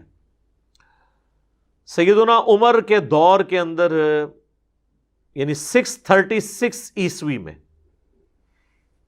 70 عیسوی میں ٹائٹس نے حملہ کر کے یروشلم گرایا اور وہ ویلنگ وال ایک رہ گئی، تو اس کے آلموسٹ آپ سمجھ لیں 550 سال کے بعد حضرت عمر کے دور میں یروشلم فتح ہوا، تو 550 سال کے بعد پہلی دفعہ یہودیوں کو اجازت ملی کہ وہ یروشلم جا سکتے تھے، ورنہ ان کو وہاں جانے کی بھی اجازت نہیں، حالانکہ ان کے لیے اتنا ہی متبرک ہے جتنا کہ کرسچنز کے لیے اور مسلمز کے لیے۔ اور چونکہ آپ کو پتہ ہے ایک پیس ٹریٹی کے تحت یروشلم مسلمانوں کو ملا تھا، یہ جنگ سے فتح نہیں ہوا تھا، اور اس میں انہوں نے شرط رکھی تھی کرسچنز پادریوں نے کہ آپ یہودیوں کو یہاں آنے کی اجازت نہیں دیں گے، تو حضرت عمر نے یہ شرط ان کی قبول نہیں کی تھی، تو انہوں نے کہا چلیں آنے کی اجازت دے دیں لیکن ان کو یہاں پہ رہنے کی اجازت نہیں ہوگی، تو حضرت عمر نے ریٹرن میں ایگریمنٹ کر لیا کہ یہ آ سکتے ہیں، رہائش نہیں اختیار کر سکتے، یہ انٹرنیشنل سٹی ہوگا تینوں ریلیجن کے لیے، جوز، کرسچنز اور مسلمز کے لیے۔ اور سلطنت عثمانیہ نے آلموسٹ 1300 سال تک، بیچ میں کچھ عرصہ 90 سال کے لیے یہ کرسچنز کے پاس گیا، پھر صلاح الدین ایوبی نے دوبارہ حاصل کر لیا تھا، تو آلموسٹ ان 1300 سال میں 1200 سال مسلمانوں کے پاس یروشلم رہا ہے، مسلمانوں نے کبھی یہودیوں کے اوپر پابندی نہیں لگائی۔ یہ حضرت عمر کا احسان ہے قیامت تک کے لیے یہودیوں کے اوپر، لیکن ان کی خواہش یہ تھی ہم وہاں پہ آباد بھی ہوں، اس کے لیے پھر سلطنت عثمانیہ کو انہوں نے ختم کروایا۔ پہلے تو رشوتیں دی، سلطنت عثمانیہ جو ہے نا وہ اپنی ساری کمزوریوں کے باوجود حضرت عمر والے ایگریمنٹ کے اوپر پیچھے ہٹنے کے لیے تیار نہیں ہوئی، حتیٰ کہ ان کو ختم کیا گیا پہلی جنگ عظیم کے بعد۔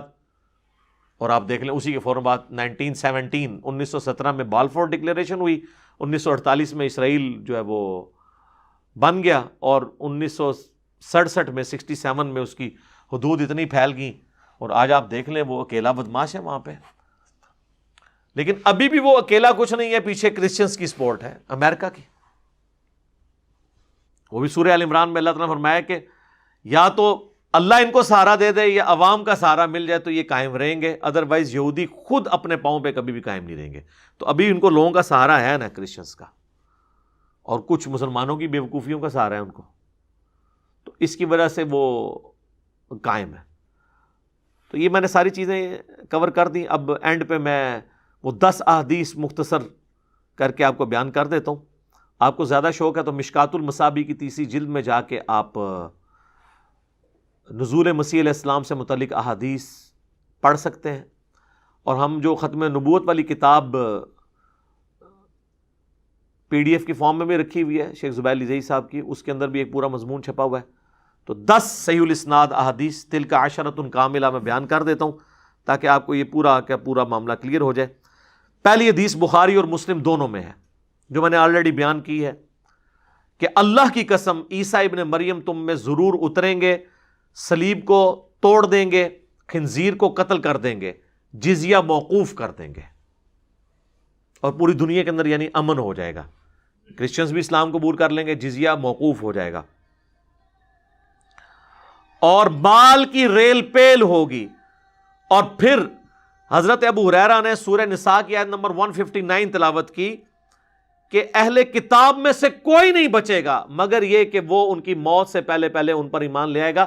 یعنی جب وہ دوبارہ آئیں گے نا تو اس وقت جب ان کو موت آنی ہے تو اس سے پہلے پہلے اس وقت کے اہل کتاب ان پر ایمان لے آئیں گے.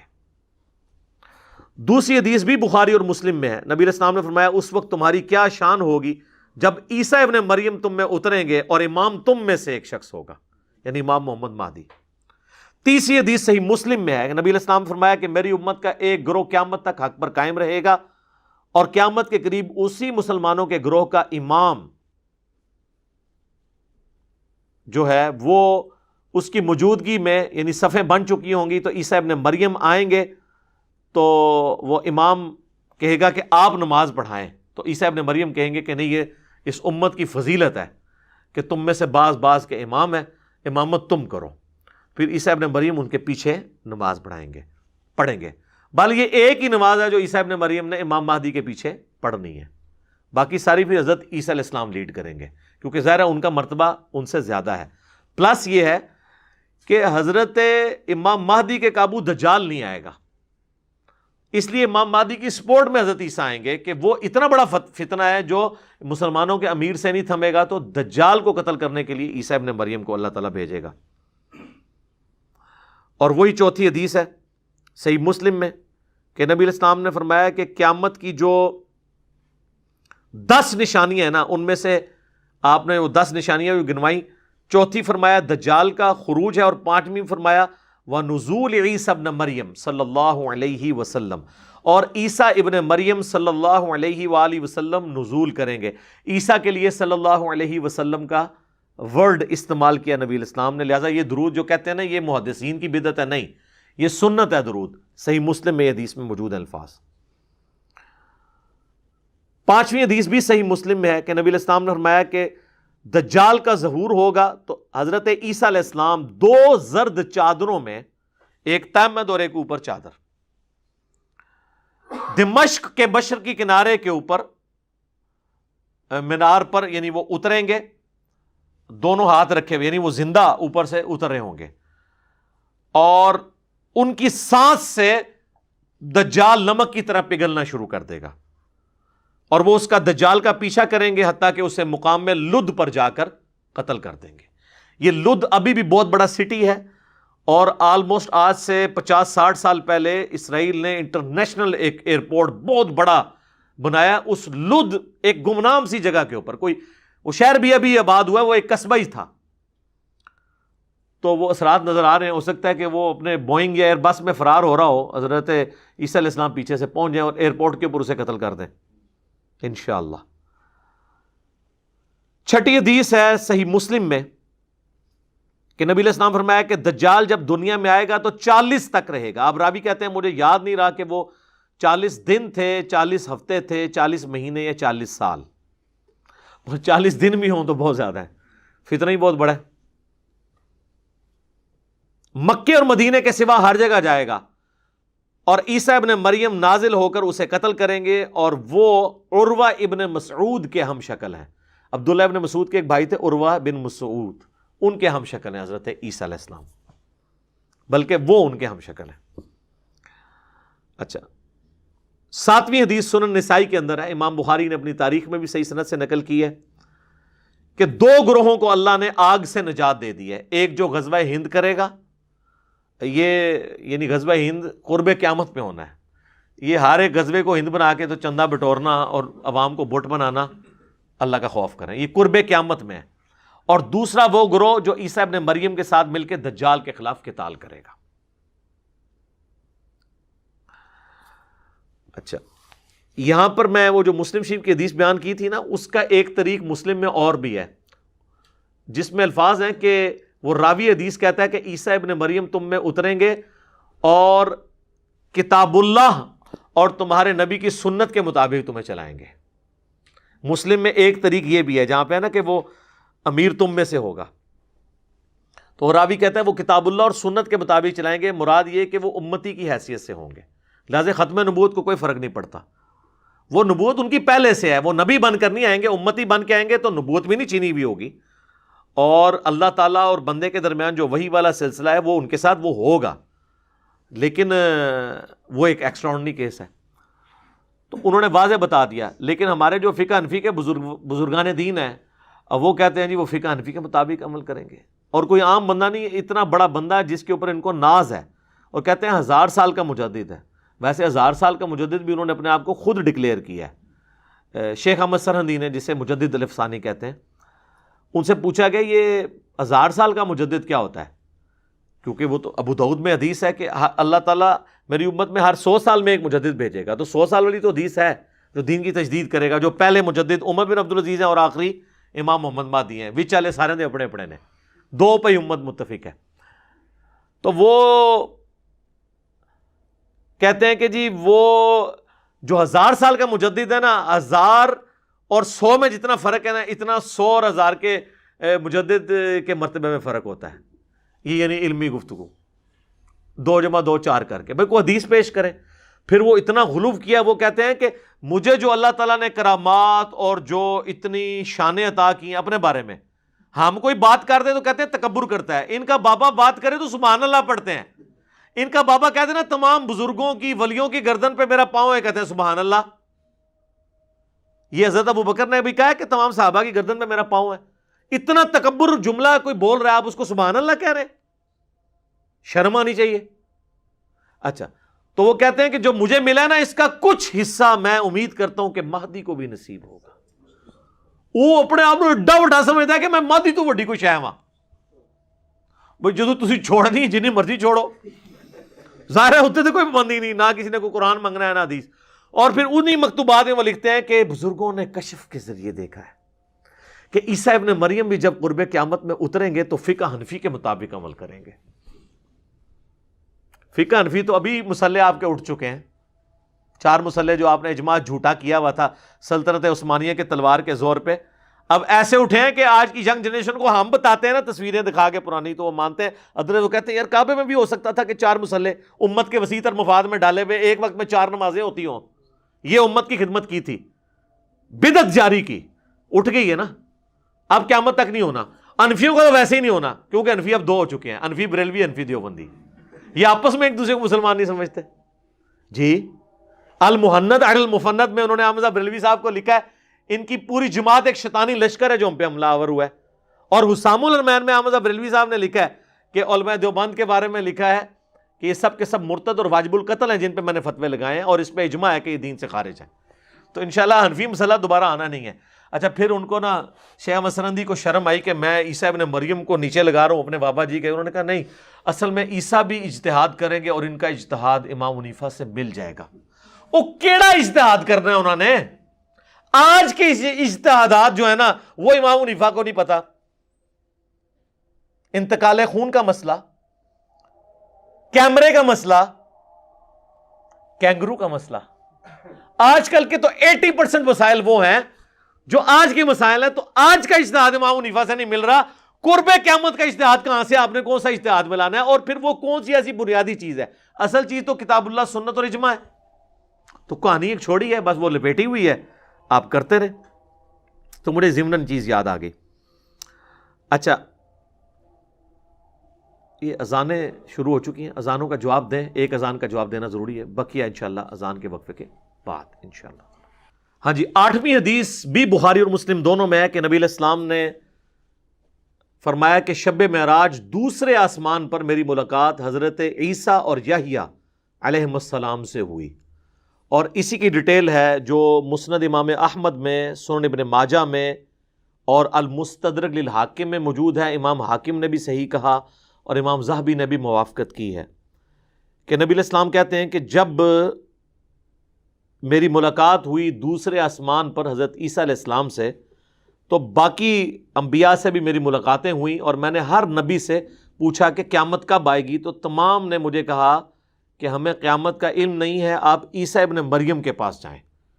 وہ جو سورہ زخرف میں آیا نا کہ وہ قیامت کی خبر ہے، تو کہتے ہیں پھر میں نے حضرت عیسیٰ علیہ السلام سے جب پوچھا تو انہوں نے کہا کہ قیامت کا ایگزیکٹ مجھے بھی نہیں پتا، لیکن اس کی نشانی میں آپ کو بتا سکتا ہوں کہ دجال کا خروج ہوگا اور اللہ تعالیٰ مجھے زمین پہ اتارے گا اور میں اس کو قتل کروں گا۔ یہ قیامت کی نشانیوں میں سے ہے۔ ایگزیکٹلی قیامت کا مجھے بھی نہیں پتا کہ کب آنی ہے۔ نویں حدیث سنن ابی داؤد میں ہے، مسند امام احمد میں ہے، المستدرک للحاکم میں بھی ہے، اور امام ذہبی نے اس کی موافقت بھی کی ہے کہ یہ حدیث صحیح ہے، کہ نبی علیہ السلام نے فرمایا کہ تمام انبیاء آپس میں بھائی ہیں، اگرچہ ان کی مائیں مختلف ہیں، اور تمام انبیاء کی نسبت سے میری سب سے زیادہ قریبی نسبت جو ہے حضرت عیسیٰ علیہ السلام کے ساتھ ہے، کیونکہ میرے ان کے درمیان کوئی اور پیغمبر نہیں آیا، فترت کا پیریڈ ہے۔ اور پھر آپ علیہ السلام فرمایا کہ عیسیٰ ابن مریم تم میں ضرور اتریں گے، دجال کو قتل کریں گے، اور 40 سال تک وہ دنیا میں رہیں گے، اور پھر فوت ہوں گے، اور پھر مسلمان ان کا جنازہ پڑھ کے انہیں دفن کر دیں گے۔ تو اور اسی دوران انہوں نے شادی بھی کرنی ہے۔ اور 10ویں حدیث جامعہ ترمذی میں ہے کہ عبداللہ ابن سلام جو یہودی عالم تھے اور بعد میں مسلمان ہوئے، وہ کہتے ہیں تورات میں حضرت عیسیٰ علیہ السلام کی جو پیش گوئیاں لکھی ہوئی ہیں نا، کیونکہ ہر آنے والے پیغمبر کی پیش گوئی پچھلی کتاب میں موجود ہوتی ہے، اس میں ایک یہ بھی ہے کہ حضرت عیسیٰ علیہ السلام قرب قیامت میں نازل ہوں گے، اور ان کا مدفن جو ہے وہ محمد رسول اللہ کے ساتھ ہوگا، یعنی ان دونوں کی قبریں اکٹھی ہوں گی۔ یہ تورات میں موجود ہے۔ اب ظاہر آج کل تو ٹیمپرڈ فارم میں ہے نا، اس لیے وہ اب کوئی کہ جی آج سے نکال کے بتائیں تو ظاہر ہم وہ نہیں نکال کے بتا سکتے، بہرحال یہ جامعہ ترمذی میں حدیث موجود ہے۔ اور اس حدیث کے ساتھ جو حدیث کے راوی ہے نا ابو مودود، یہ مودودی صاحب کا نام ادھر سے ہی آیا ہوا ہے، ابو مودود، وہ کہتے ہیں کہ رسول اللہ کی قبر کے ساتھ ایک قبر کی جگہ خالی ہے، اور وہیں پہ عیسیٰ ابن مریم دفن ہوں گے۔ اور ظاہر ہے وہ لاجیکل ہے، نبی علیہ السلام کی قبر مبارک جو ہے نا وہ، یعنی اگر سر مبارک اس طرف ہے اور قبلہ اس طرف ہے، یہاں پہ سر مبارک ہے اور اس طرف اگر پاؤں مبارک ہے، تو آپ علیہ السلام کے سینے کی سیدھ میں حضرت ابوبکر کا سر ہے، اور پھر حضرت ابوبکر کے سینے کی سیدھ میں حضرت عمر کا سر ہے۔ تو اس طرح کرتے ہوئے یہ سٹیپ بنتے جاتے ہیں، پھر یہاں پہ ایک قبر کی جگہ خالی ہے، اور وہاں پہ حضرت عیسیٰ علیہ السلام نے دفن ہونا ہے۔ تو یہ اس امت کی خصوصیت ہے۔ بہرحال اگر ہماری زندگی میں آتے ہیں تو اللہ تعالیٰ ہمیں حضرت عیسیٰ علیہ السلام کا اور امام مہدی کا ساتھ نصیب فرمائے، اور ان کا دست و بازو بننے کی توفیق عطا فرمائے، اور یہ وہی بنے گا جو مسلم کہلائے گا، کیونکہ بخاری مسلم میں حدیث ہے کہ وہ پتھر کے پیچھے سے آواز آنی ہے، یا مسلم، یا دیوبندی، یا بریلوی، یا اہل حدیث، یا شیعہ، یا حنفی، شافعی، مالکی نہیں آنی۔ یہ نہ ہو کہ آپ سمجھیں کہ یہ کوئی علی بھائی کی کوئی پیچھے ویڈیو چل رہی ہے مسلم مسلم، کیونکہ ہم ہی کہتے ہیں نا کہ نہ میں وابی، نہ میں بابی، میں ہوں مسلم علمی کتابی۔ تو آپ دیکھ لیں اس میں بھی الفاظ ہیں کہ مسلم۔ میرا خیال ہے آج آپ کسی بریلوی دیوبندی کی مسجد میں اسے کہیں نا یا مسلم ادھر آؤ، اینڈ منہ کھول لے گا، ادھر مطلب اے نہیں ہوئے گا حضرت عیسیٰ نال، جدو تک اے نہ کرے، اور آپ ہمارے کسی اسٹوڈنٹ کو مسلم کہہ کے پکارے ہیں تو وہ آپ کو جبھی ڈال لے گا، خوش ہوگا نا اس نام سے۔ تو یہ اس چیز کا پیش خامہ ہے کہ امام مہدی نے، حضرت عیسیٰ نے اس وقت آنا ہے جب یہ سارا دجالی فتنہ، فرقہ واریت کا بھی، مولویوں کا بھی ختم ہو چکا ہوگا، اور لوگ مسلم کہلانے پہ فخر محسوس کر رہے ہوں گے، جس کی یعنی جب ہم چھوٹے چھوٹے تھے تو کوئی امید نظر نہیں آ رہی تھی، لیکن آپ کے بچے تو دیکھ رہے ہیں ساری امیدیں۔ ابھی میں اگلے دن اپنے اس کو بیٹے کو اسکول سے لے کے آیا تو وہ مجھے موٹر بائک پہ بیٹھے کہتا ہے بابا جان یہ جو ہے نا ہمارے کئی ایک جو کلاس کے اندر اسٹوڈنٹس ہیں نا، تو وہ کہتے ہیں جی وہ ہمارے ماما اور بابا بھی علی بھائی کو سنتے ہیں۔ تو یا ظاہر وہ علی بھائی تو انہوں تو انکل نہیں کہنا نا، تو کہتا ہے کہ ہماری کلاس میں بھی کافی سارے جو ہے نا وہ مسلم موجود ہیں، سنی شیعہ یہ بھی ہیں اور مسلم بھی ہیں۔ تو یعنی اب یہ حالانکہ ہم جب اسکول میں تھے تو مسلم کا تو کوئی کنسیپٹ ہی موجود نہیں تھا۔ تو یہ اللہ کا شکر ہے. تو یہی ہم آپ کو جھنجھوڑ رہے ہیں کہ مرنے سے پہلے اے مسلمان کر لے اس پہ غور. کتابوں کا خدا اور ہے، بابوں کا خدا اور. کتابوں کے خدا کو مانو. کتابوں کا دین اور ہے، بابوں کا دین اور کتابوں کا جہاں اور ہے اور بابوں کا وکھرا جہاں اور. ٹھیک ہوگا جی. اللہ تعالیٰ سے دعا ہے جو حق بات میں نے کہی اللہ تعالیٰ ہمارے دلوں میں راسخ فرمائے. اگر جذبات میں میرے منہ سے کوئی غلط بات نکل گئی تو اللہ تعالیٰ ہمارے دلوں ہی سے اسے محو کر دے، ہمیں معاف بھی فرما دے، ہمیں کتاب و سنت کی تعلیمات پر عمل کر کے دوسرے بھائیوں تک پہنچانے کی توفیق عطا فرمائے. سبحانک اللہم و بحمدک اشہد ان لا الہ الا انت استغفرک و اتوب الیک وما علینا الا البلاغ المبین. جزاکم اللہ خیرا.